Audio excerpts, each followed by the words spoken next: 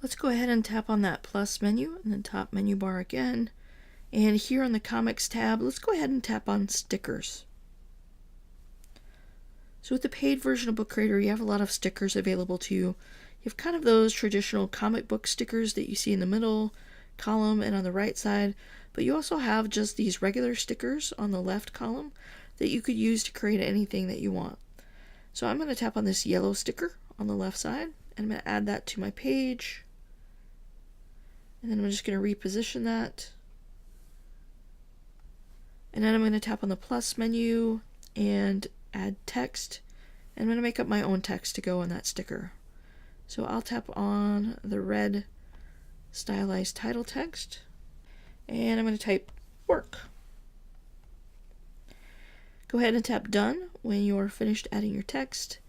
And then you can drag that text on top of your sticker. Again, you could adjust the size while it's selected with the blue border and blue handle by tapping on the inspector button, sliding the slider to make it the right size to fit on your sticker, and then tap anywhere to close that inspector window, and then readjust your text. So this can be really handy to create any sort of graphic elements that you want to your page.